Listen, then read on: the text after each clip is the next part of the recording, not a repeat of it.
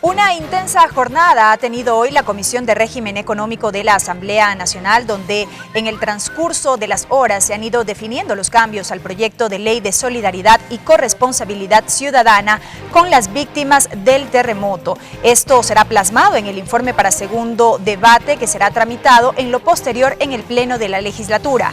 El incremento de los 2 puntos porcentuales al IVA se mantiene con una excepción para el caso de los combustibles. De igual forma, se determinó que las nuevas inversiones productivas que se realicen en los siguientes 2 años en la provincia de Manabí y las circunscripciones afectadas de la provincia de Esmeraldas, que se definan mediante decreto ejecutivo, estarán exoneradas del pago del impuesto a la renta durante 5 años.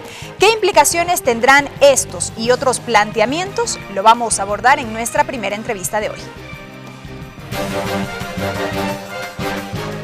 Fernando Buendía, sociólogo, experto en ciencias políticas, máster en economía y desarrollo rural.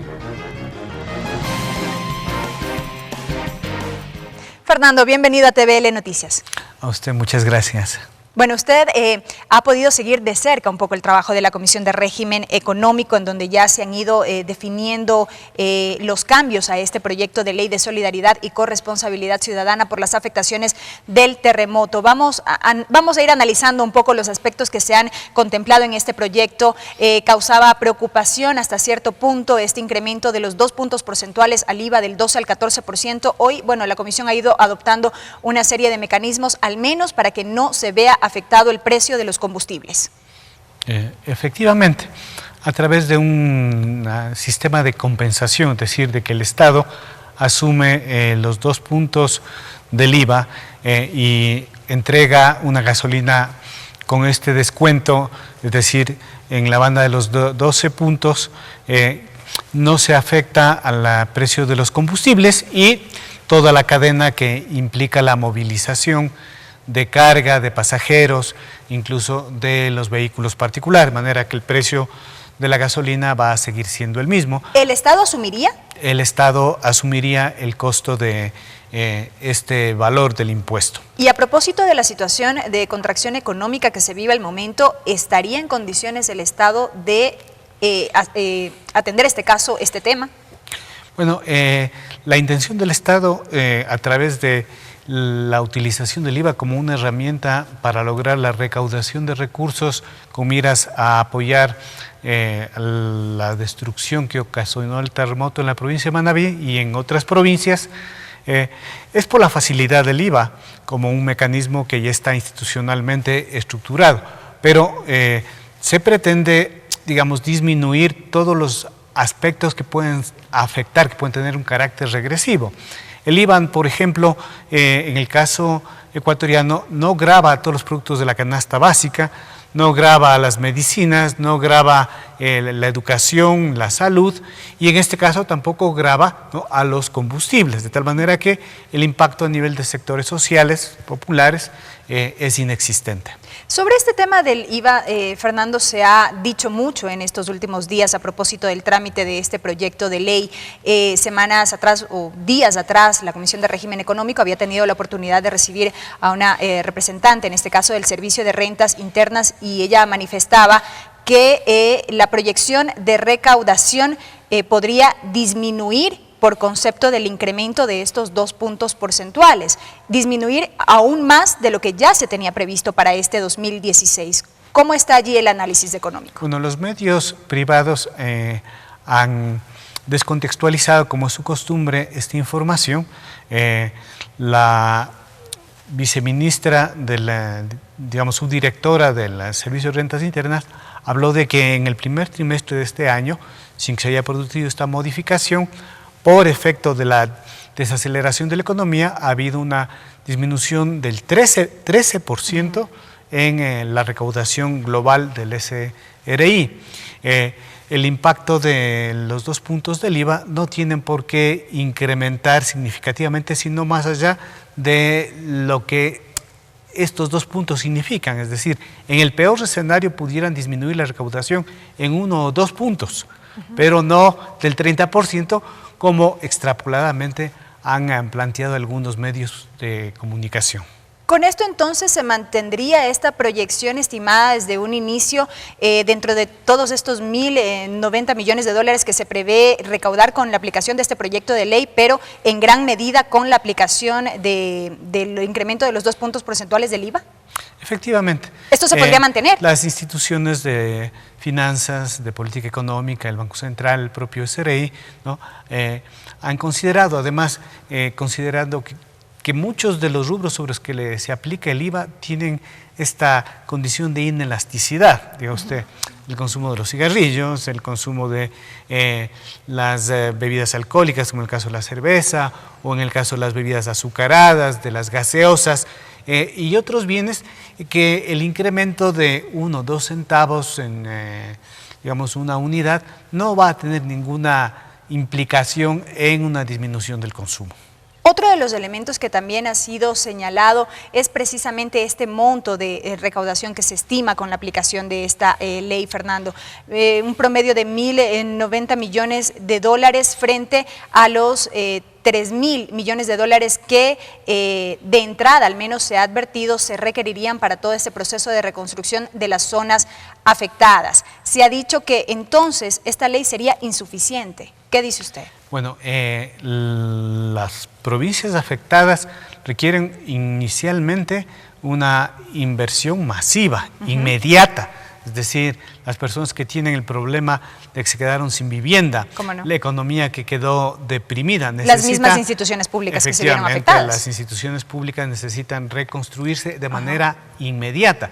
Y esto entonces implica una acumulación de recursos, por ello esta ley. Pero luego de aquello, ¿no? El proceso que continuará se incorporará al presupuesto general del Estado. Me explico, en la proforma del año 2017, 2018, 2019, probablemente muchos de los recursos de inversión pública estarán atados, ¿no?, a las obligaciones de continuar con el proceso de reconstrucción. Lo que se requería en este momento es una acción inmediata, vale decir que aparte de estos 1.098 millones que se pretende recaudar, están también otros recursos provenientes de endeudamiento externo a través de los créditos contingentes que son, digamos, a plazos largos y con una tasa menor de interés, y también de recursos de donaciones del exterior. De forma que podemos hablar de que el país, el Estado, gobierno, cuenta con alrededor de 1.900 millones de dólares, ¿no?, que es más que suficiente para poder arrancar. Insisto, la continuidad del esfuerzo que tiene que hacerse para recuperar la dinámica de estas zonas tendrá que atarse en los próximos años a la proforma del presupuesto del Estado. ¿Y allí cómo se analiza desde el punto de vista económico todos estos cambios, todo este manejo que se produce a nivel externo, por ejemplo, la fluctuación en los precios del barril del petróleo y otros temas que inciden directamente en la economía del país, como para determinar cómo estaría el presupuesto general del Estado de aquí en más? Bueno, esas variables irán determinando las posibilidades. ¿Pero cómo está el escenario de momento? Bueno, el petróleo la semana pasada llegó hasta 46 dólares el WTI, quiere decir que el petróleo ecuatoriano estuvo en el orden de los 37, 38 dólares con el castigo, y esto está por encima incluso de lo que se había proformado. Ojalá se mantuviera en estas condiciones. Se dice que hay fenómenos coyunturales que provocaron esta recuperación del precio del petróleo, pero más o menos uno va ubicándose que en el orden de los 40 probablemente sea la tendencia de comportamiento del petróleo en estos próximos meses. Porque sí, precisamente hacia allá iba mi pregunta, porque se había manifestado que a mediados de este año y en adelante ya podría evidenciarse un cierto cambio en los precios del barril de petróleo. Se había manifestado aquello, eso dependerá evidentemente de la coyuntura, de cómo se maneje todo a nivel internacional. Bueno, es complicado poder establecer predicciones sobre el comportamiento del petróleo, pero yo diría que los factores geopolíticos que estaban empujando hacia la baja empiezan a disminuirse.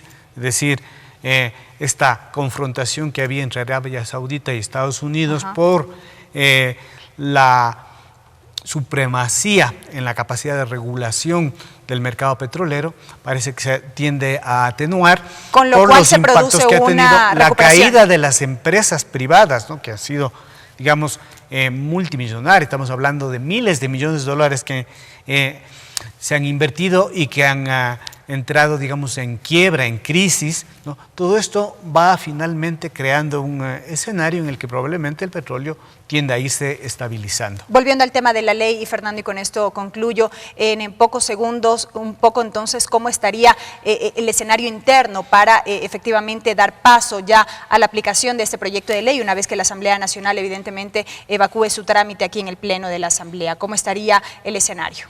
Bueno, en general en la construcción de la ley ha habido una actitud muy propositiva de todos los asambleístas, tanto los de gobierno como de los sectores de oposición, pero siempre en el momento de la votación suelen, digamos, dividirse las posiciones, pero hay una mayoría significativa, ¿no?, del lado del gobierno, de manera que la ley se aprobará sin dificultad. Lo importante es que en el proceso de construcción se ha podido hacer uso de toda la masa crítica, de toda la capacidad de los asambleístas para producir un producto que de cuando llegó al momento en que es aprobado ha tenido muchísimos cambios. Solo para poner un ejemplo, se han incorporado 2 nuevos capítulos, uno sobre el tema de exenciones que se ha desarrollado, otro respecto de, digamos, se han incorporado normas como una para lograr un mayor ajuste a la persecución de la elusión tributaria a través de estas utilización de los paraísos fiscales, ¿no?